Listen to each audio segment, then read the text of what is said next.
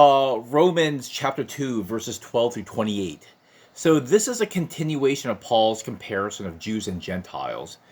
Verse 2, chapter 2, verse 11 states that God is impartial, meaning he shows no favoritism. I wonder if this is another way of saying that God is fair. Now, I'm speculating here, but I'm wondering if the Jewish Christians and the Gentile Christians were complaining that God's not fair. The Jewish Christians, I speculate, might have said something like this: God, it's not fair. We are the chosen people, and we've been living under your law for thousands of years, and it's been frankly very hard. You hold us to a high standard, and you're hard on us. You're always riding us. So how can you let these Gentiles just come in suddenly just last year and then say that they're completely equal to us when they just showed up while we've been doing this for thousands of years? Come on, you know we're better than them. It's not fair. And I can imagine that the Gentile Christians were saying, God, it's not fair. Our people have been without revelation for thousands of years. It's not fair. And I imagine that God's response is something like this: you don't want fair. You ought to be terrified of fair.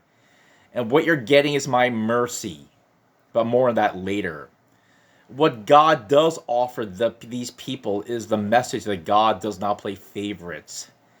Paul is saying that Jews and the Gentiles are operating under completely different rules historically.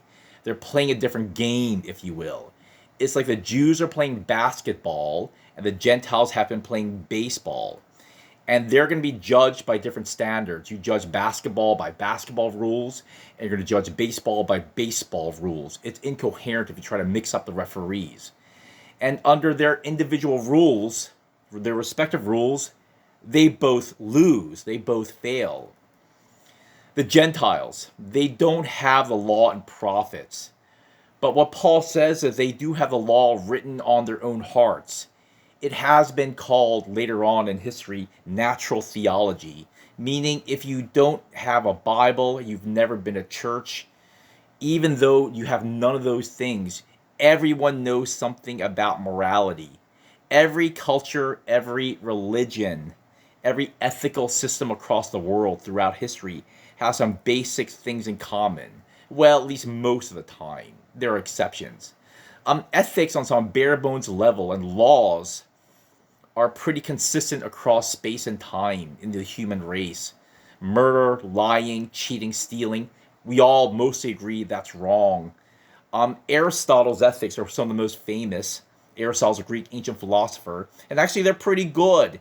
Aristotle writes a lot and very intelligently about how to be a good person, how to live a good life, how to be ethical.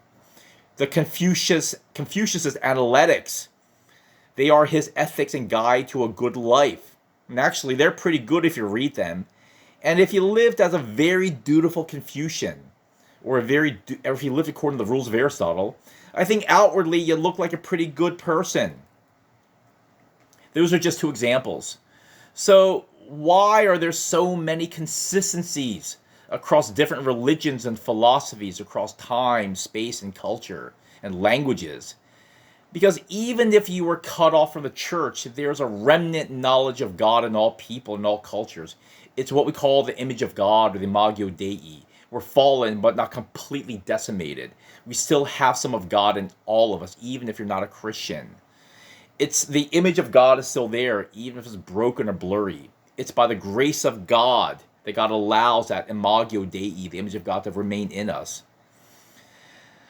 Even before the Ten Commandments were given to Moses, people like Abraham, Isaac, Jacob, and Joseph, they still followed and worshiped God. But how?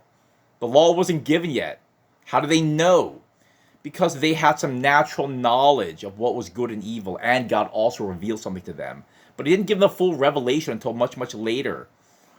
So God holds us accountable to the light that we have. The Romans talks about the morality written on our hearts, the law written on our hearts. But even by the light that the Gentiles have in their hearts, even by the law written on their hearts, they still fail. They fail to live up to their own Gentile standards. Now the Jews are held to a higher standard. but they fail by their own high standards. So God is incredibly fair. God is impartial. He holds the Jews to their standards that they have. He holds the Gentiles to whatever standards they have. And God shows no favoritism.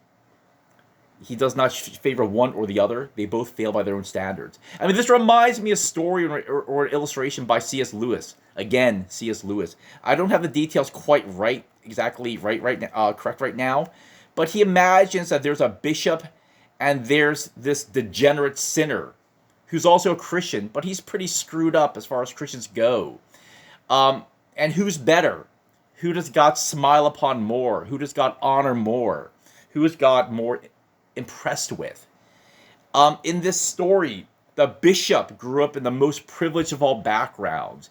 Great parents, great neighborhood, great home, great school, a fantastic Christian upbringing, no neurosis, no psychological weird defects, a perfectly awesome life in childhood, great track to be this great moral bishop. And he's a good guy by all standards. He's not a hypocrite. The degenerate, sinful Christian, he keeps trying, he keeps failing, he keeps repenting, he keeps sinning. He's probably an alcoholic, can't hold down a job, terrible habits, terrible friends. His life is a train wreck, but he keeps begging God for mercy and going back and repenting, failing, repenting, repeatedly sinning. His life is terrible. What you don't know is that the degenerate Christian, he had a terrible childhood. He comes from a horrible dysfunctional past. But he's still literally doing the best he can with what he's got. And what he's doing is very, very unimpressive, but he's doing literally the best he can with what he's got. And given the start in life, it seems like even where the degenerate is, which is pretty bad, he's walked like 1,000 miles to get where he is right now.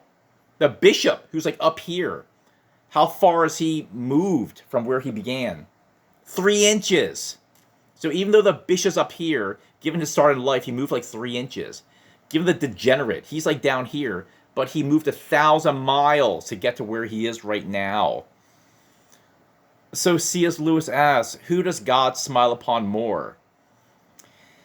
It's not where you are. It's not how far, it's how far you've come. God holds you accountable to the light you've been given. The bishop's been given a lot of light, but frankly, he hasn't really done much with it. The degenerate has been given almost no light given where he began, but he's done tremendous, he's walked a far way given what he has. God holds you accountable to the light that you've been given. The Gentiles and the Jews have been given different light. The more you have, the more that's expected of you. God judges you on what you've done with what you've been given. Now let's talk about us. Let's talk about you.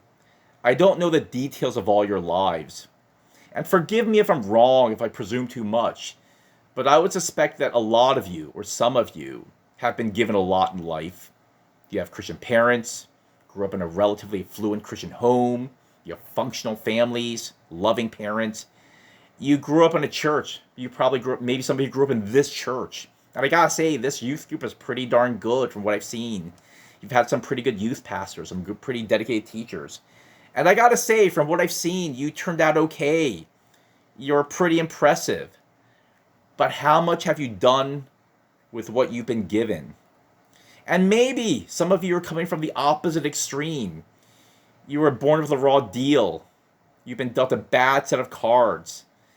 And it's harder for you because your circumstances are so disadvantageous. If you are in that situation, I know it's hard, but don't compare yourself with the people around you. Don't look at how much other people have accomplished because they've been given a head start and how little you've accomplished or how little you've come, how far you've come. If you do that, I guarantee you, you will get bitter and resentful, and that's an ugly place to be. I mean, God knows what you're up against. And he loves you and honors you for what you did with what you've been given and what you will do, given what you've had to work with. But don't let your circumstances be an excuse. No matter what you have, follow God and be faithful. The reality is that you are neither the bishop nor the degenerate. Probably not. Well, we're all somewhere in between on the spectrum. And by the way, it's not even like a simple line. They're probably multivariables. In some ways, you're the bishop. In some ways, you're the degenerate in different aspects of your life. So I leave you with a question. What were you given? And what have you done with what you've been given? What will you do? And how far will you walk? How far have you walked? Because God is going to judge you. He judges all of us on how far we've come with what we've had or what we've done with the life He's given us.